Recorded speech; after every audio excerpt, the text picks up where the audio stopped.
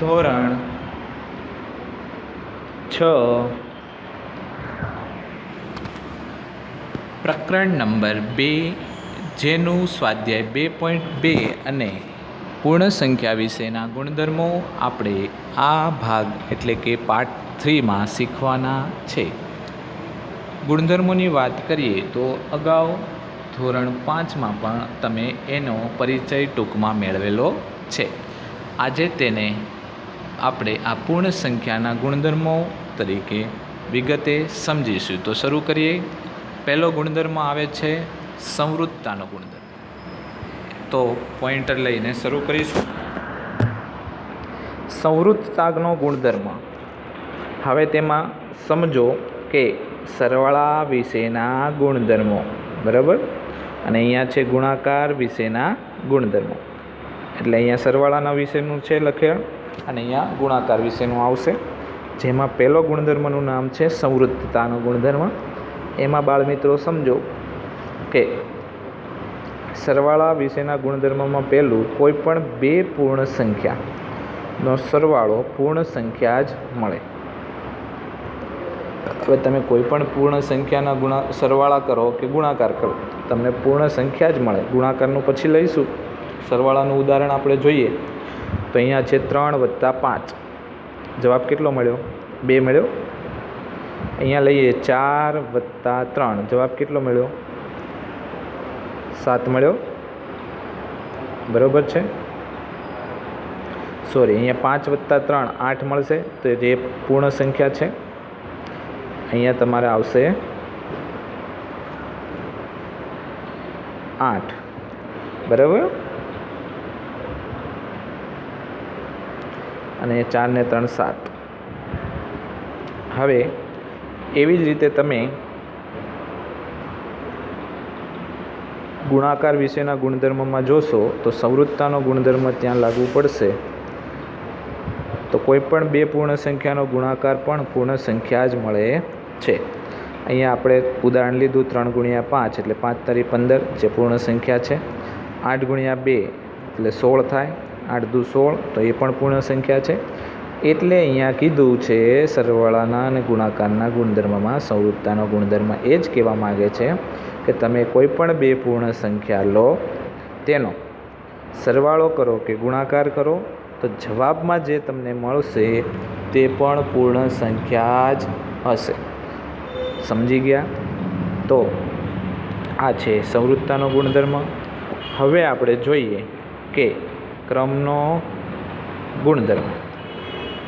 બરાબર, અહીંયા ક્રમની વાત છે. તો કોઈ પણ બે પૂર્ણ સંખ્યાનો સરવાળો તમે ગમે તે ક્રમમાં કરો, પરિણામ સરખું જ મળશે. હવે અહીંયા સ્લાઇડમાં દાખલામાં ઉદાહરણ જે છે દાખલા તરીકેનું, તેમાં જવાબ મિસ્ટેક છે, પણ આપણે એને સમજીશું કે 4 + 10 = 6 નહીં. બરાબર. એડિટિંગ મિસ્ટેકમાં જોઈએ તો 4 + 10 = કેટલા મળશે? તો આપણને મળશે 14. બરાબર. એવી જ રીતે તમે જોશો તો અહીંયા તમે કરી નાખો કે 10 + 4. હવે 10 + 4 કરો તો પણ તમને 14 જ મળવાના. એટલે ક્રમ થયો. તમે અહીંયા બે સંખ્યાનો સરવાળો ગમે તે ક્રમમાં કરો, 4 + 10 કરો કે 10 + 4 કરો, જવાબમાં કંઈ ફરક પડતો નથી. પરિણામ કેવું મળે છે? સરખું જ મળે છે. બરાબર. એટલે જવાબને કંઈ ફરક પડતો નથી. એવી જ રીતે ગુણાકારની ક્રિયામાં તમે જોશો કે કોઈ પણ બે પૂર્ણ સંખ્યાનો ગુણાકાર ગમે તે ક્રમમાં કરો, પરિણામ સરખું જ મળે. ખ્યાલ આવ્યો? દાખલા તરીકે 5 × 6 = 30 થાય. એવી જ રીતે 6 × 5, તો એ પણ 30 જ થવાના, કારણ કે 5 × 30, 6 × 35. તો અહીંયા જવાબમાં જે પરિણામમાં સંખ્યા મળે છે એમાં કોઈ ફરક પડતો નથી. માટે ક્રમનો ગુણધર્મ એમ કહે છે બંને ક્રિયામાં, સરવાળા અને ગુણાકારમાં, કે તમે બે પૂર્ણ સંખ્યાનો સરવાળો કરો કે ગુણાકાર ગમે તે ક્રમમાં કરો, આગળની સંખ્યાને પાછળ ને પાછળની સંખ્યાને આગળ લખો, તો જવાબમાં પરિણામમાં કંઈ જ ફરક પડતો નથી. તો અહીંયા આપણે બે ગુણધર્મો જોયા, સંવૃત્તાનો અને ક્રમનો ગુણધર્મ. હવે આગળ જોઈએ તો જૂથનો ગુણધર્મ આવે છે. તો બાળમિત્રો સમજજો કે કોઈ પણ 3 પૂર્ણ સંખ્યાનો સરવાળો બરાબર કરવા ગમે તે 2 સંખ્યાનું આપણે શું કરીશું, જૂથ બનાવીએ અને એનું જે પરિણામ મળે સરવાળો કે કરતાં કે ગુણાકાર કરતાં, તો ત્રીજી સંખ્યા પાછી એમાં ઉમેરો તો જવાબ કેવો મળશે, હંમેશા સરખો જ મળશે. અહીંયા તમે જોશો તો 3 + 4 + 5, અહીંયા 4 અને 5ને જે મોટા કૌંસમાં દર્શાવ્યા એ એનું શું બનાવ્યું કહેવાય, જૂથ બનાવ્યું કહેવાય. ખ્યાલ આવ્યો? હવે આ જે છે એમાં આપણે જૂથ ફેરવી નાખીએ. અહીંયા 3 અને 4નું જૂથ બનાવી નાખ્યું. જો તો આ જૂથમાં ને આ જૂથમાં આપણે ત્રીજી સંખ્યા જે બાકી રહેતી હોય તે ઉમેરીએ તો જવાબને કાંઈ ફરક પડશે નહીં. જેમ કે અહીંયા 5 ને 4 9, 9 ને 3 12 જ મળવાના. અહીંયા 4 ને 3 7, 7માં 5 ઉમેરો એટલે છેલ્લે મળવાના તમને કેટલા, 1 અને 2 12. બરાબર? તો એમાં જવાબમાં કોઈ ફરક પડતો નથી. એટલે અહીંયા જૂથનો ગુણધર્મ એ જ કહેવા માગે છે. તો એ તો સરવાળાની ક્રિયાની વાત હતી. હવે આપણે એ જ વસ્તુ ગુણાકારમાં સમજીએ. બરાબર? તો અહીંયા ગુણાકારની ક્રિયાની વાત છે કે કોઈ પણ 3 પૂર્ણ સંખ્યાઓ આવશે. અહીંયા પૂર્ણાંક નહીં પણ પૂર્ણ સંખ્યાની વાત છે કે પૂર્ણ સંખ્યાનો ગુણાકાર કરવા ગમે તે 2 સંખ્યાનો જૂથ બનાવો. બરાબર? પૂર્ણ સંખ્યા, કારણ કે આપણે પૂર્ણ સંખ્યામાં શીખી રહ્યા છીએ. તેના પરિણામમાં ત્રીજી સંખ્યાનો ગુણાકાર કરતાં જવાબ કેવો મળશે, સરખો જ મળશે. જેમ કે 6 × 2 + 5, 6 × 2 × 5, અહીંયા ગુણાકારની ક્રિયા છે. 2 અને 5નો મોટો કૌંસ દર્શાવ્યો એટલે એને જૂથ સમજીશું. એવી જ રીતે અહીંયા જૂથ ફેરવી નાખ્યું. અહીંયા 6 અને 2ને જૂથમાં રાખ્યા છે અને 5ને અલગ રાખ્યા. પણ ગુણાકારમાં કોઈ ફરક પડતો નથી, કારણ કે જો 6 × 2 = 12, 12 × 5 = 60, અહીંયા 5 × 2 = 10, 10 × 6 = 60. છેલ્લે જવાબમાં તમને અહીંયા 60 દેખાય છે. એવી જ રીતે જૂથના ગુણધર્મની વાત થઈ તો તેમાં તમે સમજ્યા કે સરવાળાને ગુણાકારની ક્રિયામાં જૂથમાં કોઈ પણ સંખ્યાનો ગમે તે જૂથ બનાવીને તમે જવાબ મેળવો, જવાબ સરખો મળશે. હવે આવે છે બાળમિત્રો તટસ્થ ઘટક, એટલે કે તટસ્થ સંખ્યા. આ ખૂબ જરૂરી છે, પરીક્ષામાં પૂછાય છે. બરાબર? વિકલ્પ ખાલી જગ્યામાં પણ આમાં પછી દાખલા તો આપણે આવશે જ શીખવાના આગળ. અત્યારે અહીંયા ટૂંકું જે વિકલ્પ ખાલી જગ્યામાં પૂછાય એવો એક પોઈન્ટ અહીંયા આવે છે, ખાસ યાદ રાખજો. સરવાળાની ક્રિયામાં તટસ્થ ઘટક એટલે કે તટસ્થ સંખ્યા, કોઈ પણ પૂર્ણ સંખ્યાનો શૂન્ય સાથે સરવાળો કરતાં પરિણામ તે જ સંખ્યા મળે છે. આમ શૂન્ય એ સરવાળા માટેની તટસ્થ સંખ્યા છે. ખ્યાલ આવ્યો? કે કોઈ પણ પૂર્ણ સંખ્યાનો સરવાળો તમે કરો કોની સાથે, શૂન્ય સાથે, તો પરિણામમાં તેની તે જ સંખ્યા તમને મળશે. બરાબર? માટે શૂન્ય એ શું છે, સરવાળા માટેનો તટસ્થ ઘટક અથવા તો સંખ્યા છે. એનું એક ઉદાહરણ અહીંયા આપ્યું કે હવે 5 + 0 = 5. અહીંયા લઈ લો 10 + 0 = 10. ટૂંકમાં કોઈ પણ પૂર્ણ સંખ્યાનો શૂન્ય સાથેનો સરવાળો તેની તે સંખ્યા જ મળશે. બરાબર? એટલે શૂન્ય એ સરવાળા વિશેની તટસ્થ સંખ્યા થઈ, તટસ્થ ઘટક થયો. એવી જ રીતે ગુણાકાર વિશેનો તટસ્થ ઘટક જોઈએ, તટસ્થ સંખ્યાની વાત કરીએ તો કોઈ પણ પૂર્ણ સંખ્યાનો ગુણાકાર 1 સાથે કરતાં પરિણામ તે જ સંખ્યા મળે છે. તેથી 1 એ ગુણાકાર માટેની તટસ્થ સંખ્યા છે. દાખલા તરીકે 2 × 1 = 2, 6 × 1 = 6. ટૂંકમાં ગમે તે સંખ્યાનો 1 સાથેનો ગુણાકાર આપણને ખ્યાલ જ છે તેની તે સંખ્યા જ મળે, એને આપણે કહીશું બરાબર તટસ્થ ઘટક, જેમાં ગુણાકારની ક્રિયાનો તટસ્થ ઘટક આપણને 1 મળે છે, સરવાળા માટેનો તટસ્થ ઘટક છે 0. બરાબર? તટસ્થ ઘટક અથવા તો તટસ્થ સંખ્યા પૂછાય તો તેમાં આપણે સરવાળા માટે 0 અને ગુણાકાર માટે 1 લખીશું. હવે આની પછીનો એક ગુણધર્મ છે વિભાજનનો ગુણધર્મ. હવે અહીંયા તમે જોશો તો ગુણાકારનું સરવાળા પર વિભાજન થાય છે. બરાબર, પહેલાં એના ઉદાહરણ સમજી લઈએ. તો અહીંયા આપ્યું છે કે 5 ગુણ્યા 3 વત્તા 4. વિભાજનના ગુણધર્મને ઓળખવા માટે એક સાદી સમજ તમને આપું તો અહીંયા નિશાની જુદી છે. ગુણાકાર અને સરવાળો છે. અહીંયા 2 ગુણાકાર અને સરવાળો છે, એટલે બંને ક્રિયાની નિશાની તમને સાથે દેખાય તો એ વિભાજનના ગુણધર્મનું ઉદાહરણ હોય છે. જોડકામાં પણ પૂછાય તો એવી રીતે તમે યાદ રાખી શકો. અને આખી સમજ કેળવ્યા પછી તમને એ આવડવું જોઈએ, કારણ કે આનું ટૂંકું સ્વરૂપ, ટૂંકી માહિતી આપણને અગાઉના ધોરણમાં મળી ચૂકી છે. 5 ગુણ્યા 3 વત્તા 4 બરાબર 5 ગુણ્યા 3 વત્તા 5 ગુણ્યા 4. ખ્યાલ આવ્યો? આ સંખ્યાનો આ પહેલી સંખ્યા સાથે અને બીજી સંખ્યા સાથે બંને સાથે ગુણાકાર કરી શકાય અને પછી જે જવાબ મળે તેનો સરવાળો, અને આ બાજુની ગણતરી બંને કેવી હોય? સરખી હોય છે. આપણે એ જ સાબિત કરવું છે, એટલા માટે અહીંયા આખું ઉદાહરણ સમજીશું. તો અહીંયા આપણને 4 વત્તા 3 બરાબર 7 મળે અને એને ગુણ્યા 5 એટલે અહીંયા 5 સત્તા 35 છેલ્લો જવાબ મળે છે. એ જ રીતે અહીંયા જોઈએ તો 5 ગુણ્યા 3 થયા વત્તા 5 ગુણ્યા 4 થાય છે.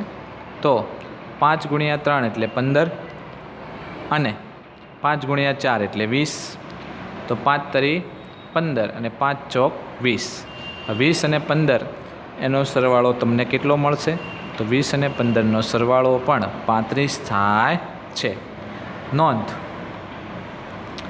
નોંધને જોઈએ તે પહેલાં અહીંયા તમારો જવાબ સરખાવી જોશો તો તમને ખ્યાલ આવશે કે બંને બાજુનો બરાબર જવાબ સરખો મળ્યો છે. બરાબર, એથી કહી શકાય કે ગુણાકારનું સરવાળા પર વિભાજન થાય છે. ગુણાકારની ક્રિયાનું આપણે સરવાળા પર વિભાજન કર્યું એટલે આ સ્ટેપ મેળવ્યું, પણ તેનાથી જવાબને કોઈ ફરક પડતો નથી. માટે કહી શકાય કે ગુણાકારનું સરવાળા પર વિભાજન થાય છે. વિભાજનનો ગુણધર્મ ગુણાકારને સરવાળા પર થાય છે, પણ નોંધ લખી તે પ્રમાણે સરવાળાનું ગુણાકાર પર વિભાજન થતું નથી. ફરીથી કહું છું કે સરવાળાનું ગુણાકાર પર વિભાજન થતું નથી. ફક્ત ને ફક્ત ગુણાકારનું સરવાળા પર વિભાજન થાય છે. તો આ હતા બાળમિત્રો પૂર્ણ સંખ્યાના આપણા ગુણધર્મો, જે આગળના ધોરણ 7 અને 8માં પણ તમારે જોવા મળશે.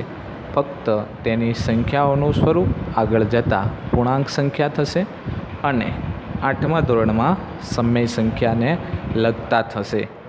પણ મુદ્દો આનો આ જ રહેશે, ફક્ત સંખ્યા અને તેના ઉદાહરણો નવા મળશે. જેથી કરીને ખાસ ધ્યાન રાખજો.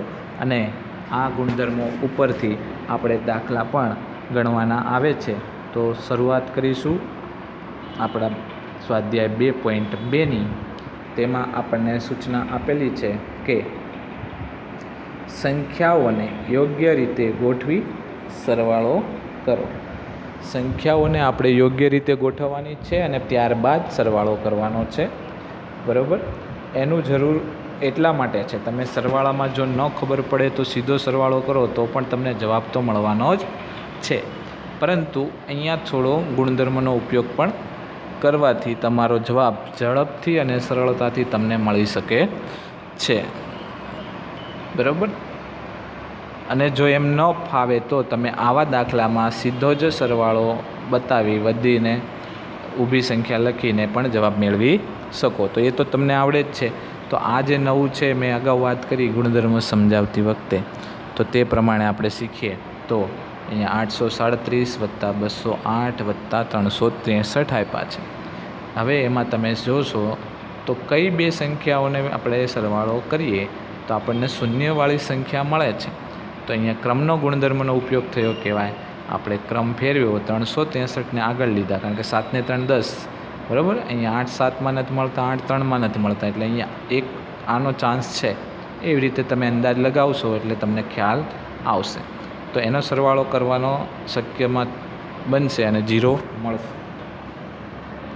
એટલે આપણે ક્રમનો ગુણધર્મ વાપર્યો અને ક્રમનો ન લખો તો સીધો જૂથનો પણ લખી શકાય. બરાબર, તો આ સ્ટેપની જરૂર પણ નથી રહેતી, પણ આપણે વિગતે તમને ખ્યાલ આવે કારણ કે આ નવીન છે, તો આવું ધોરણ 5માં તમારે આવતું નહોતું. એટલે વિડીયોને, ગણિતના કોઈ પણ વિડીયોને સ્કીપ કર્યા વગર, ફોરવર્ડ કર્યા વગર તમારે જોવાનો, સમજવાનો, અભ્યાસ કરવાનો અને તે પ્રમાણે દાખલા શીખવાના, જેથી કરીને તમે આગળના ધોરણમાં પણ સારી રીતે શીખી શકો અને તમારું ધોરણ 6નો અભ્યાસ પણ સારી રીતે તમને આવડે. તો અહીંયા તમને જૂથ પણ બની શકે. તો અહીંયા 837 + 363 અને એની પછી આપણે આપણી બાકીની જે સંખ્યા છે 208 મૂકી દીધી, કારણ કે ગુણધર્મમાં આપણે જોયું કે એમાંથી જવાબમાં કોઈ ફરક પડતો નથી. હવે આપણે અહીંયા એક શૂન્યવાળી સંખ્યા લીધી હતી, હવે એને આપણે બરાબર આડી જ ગણતરી કરી નાખવાની. 7 ને 3 10નું શૂન્ય, વધી ગઈ આગળ 3ની ઉપર, તો 3 ને 1 4 ને 6 10નું પાછું શૂન્ય, વધી ગઈ પાછી 1 8ની ઉપર, 8માં 1 ઉમેરો એટલે 9, 9 ને 3 12, એટલે અહીંયા 1200 મળી ગયા.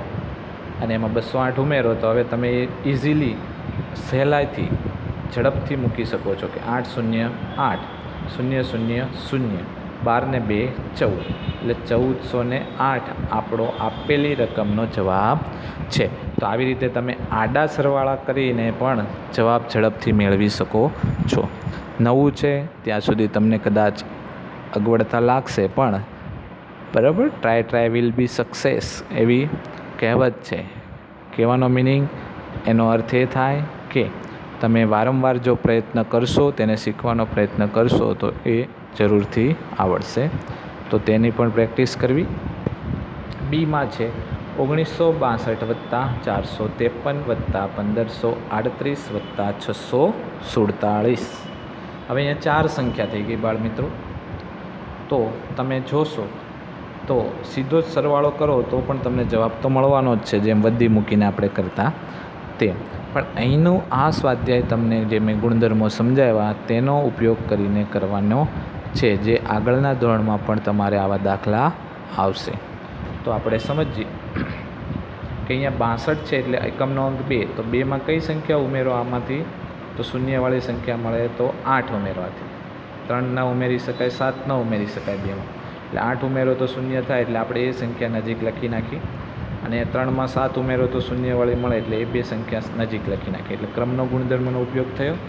અને એનો ઉપયોગ ન કરો અને સીધું જૂથવાળું સ્ટેપ લખો તો પણ ચાલે. એટલે 1962 + 1538 અને 453 + 647. અહીંયા થોડા બુદ્ધિ કૌશલ્યનો તમારે ઉપયોગ કરવાનો છે, જેની માટેની મેં હિન્ટ, ઈશારો તમને આપી દીધો છે, એટલે ધ્યાન આપજો. તો 1962 + 1538 એનો તમે સરવાળો આડો કરશો તો 8 ને 2 10નું શૂન્ય, વધી આગળ મૂકીએ તો 6 ને 1 7, 7 ને 3 10નું ફરીથી શૂન્ય, વધી આગળ જાય એટલે 9ની ઉપર 1 એટલે 10, 10માં 5 ઉમેરો એટલે 15નો પાંચડો, વધી પાછી 1 ઉપર ગઈ, 1 1 1 એટલે 3. અહીંયા ટોટલ આવ્યા 3500. હવે 3500 આવ્યા. અહીંયા 453 + 647, તો અહીંયા આપણને મળશે 7 ને 3 10નું શૂન્ય, 5 ને 4 9 ને 1 10નું શૂન્ય, આગળ પાછી વધી જાય એટલે 6 ને 4 10 ને 1 11, એટલે અહીંયા 1100. હવે 3500માં 1100 ઉમેરવા એ આપણી માટે કંઈ મોટી વાત નથી, બરાબર, કારણ કે પાછલા બે શૂન્ય એમનેમ રહેશે. 35માં 11 ઉમેરો એટલે 5 ને 1 6, 3 ને 1 4, ટૂંકમાં 4600 આપણો છેલ્લો જવાબ મળે છે. તો આવી રીતે આડી ગણતરી કરતાં પણ તમે પ્રેક્ટિસ કરજો રફ ચોપડામાં, બરાબર, તો તમને જરૂરથી આવડશે, જે ઝડપી ગણતરી કરવા માટે તમને ફાયદાકારક રહેશે.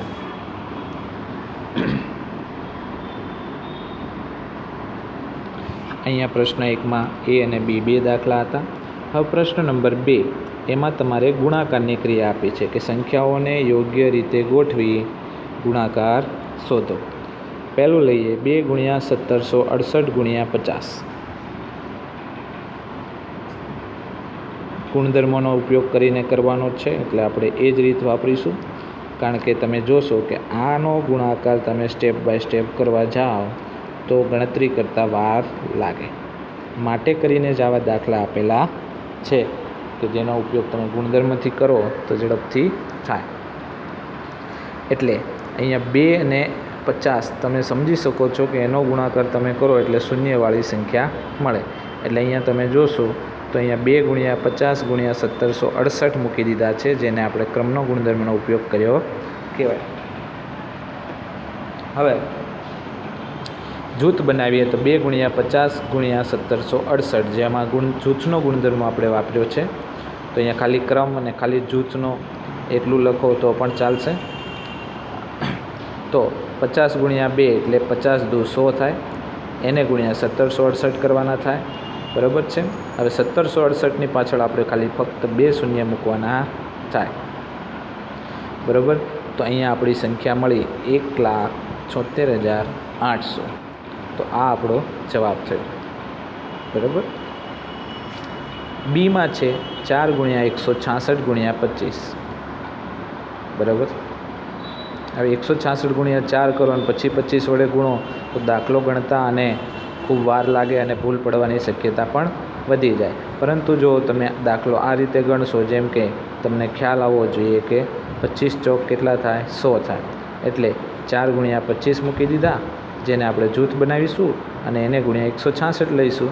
હવે જૂથમાં તમે જોશો તો 25 ચોક 100 કર્યા, 100 ગુણ્યા 166 એટલે આપણને મળશે, કેટલા મળશે? 166ની પાછળ 2 શૂન્ય, એટલે આપણે છેલ્લો જે જવાબ મળ્યો તે મળ્યો 16,600. તો અહીંયા 16,600 આપણો જવાબ થાય છે. આગળના સી અને ડી જે દાખલા છે એ જોઈએ. તો અહીંયા આપણને આપ્યું છે 8 ગુણ્યા 291 ગુણ્યા 125. બરાબર. તો 8 ગુણ્યા 291 125 છે. તો 291 તો થોડી વિચિત્ર સંખ્યા છે. બરાબર. તમારી નજરથી હું તમને કહું તો તમને અહીંયા ખબર હોવી જોઈએ કે 125 ગુણ્યા 8 એટલે 1000 થાય. 125 125 250 થાય. એવા 250 4 વખત ગુણો એટલે તમને 1000 મળે. બરાબર. અને એ ન ખબર પડે તો તમે રફમાં ફટાફટ આવો ગુણાકાર કરી પરીક્ષામાં આગળ વધી શકો છો. બરાબર. પણ જેમ તમે પ્રેક્ટિસ કરશો એમ આ દાખલા તમારી માટે નવા છે પણ સરળ થઈ જશે. હવે 8 ગુણ્યા 125 એને ગુણ્યા પછી બાકીની સંખ્યા એટલે 291 મૂકી દીધા. હવે 125 ગુણ્યા 8નો જૂથ લખી, એટલે કે કૌંસમાં લખી ગુણ્યા 291, એટલે અહીંયા જૂથનો ગુણધર્મનો ઉપયોગ લખ્યો. આને પણ તમારે લખવાનું છે, જેથી કરીને તમે ગમે ત્યારે ચોપડો ખોલીને જુઓ તો તમને ખ્યાલ આવે કે સરે સમજાવ્યું હતું તે પ્રમાણે અહીંયા કયા ગુણધર્મનો ઉપયોગ થયો છે. એટલે અહીંયા 125 ગુણ્યા 1000 જે મેં અગાઉ તમને કહી દીધું હતું તો 1000 મળે છે. અને 1000 ગુણ્યા 291 તો આપણે ફક્ત 291ની પાછળ અહીંયા જે શૂન્ય છે એ મૂકી દેવાના છે અને અલ્પવિરામ લખવાના છે. એટલે આપણને મળ્યું 2,91,000. બરાબર. આપણો જવાબ. હવે આવે છે ડી. ડીમાં તમે જોશો તો હવે તમને એમ થાય કે અહીંયા આવી રીતે નથી ફાવતું, તો તમારે સાચી રીતે સ્ટેપ બાય સ્ટેપ ગુણાકારના જવાબ મેળવીને તમે ગણી શકો છો. પણ બંને ગણતરી અહીંયા દર્શાવવી જરૂરી છે. હવે 625 ગુણ્યા 297 ગુણ્યા 100. તો અહીંયા 625 એને ગુણ્યા 16 આપ્યા છે. ખ્યાલ આવ્યો? હવે તમને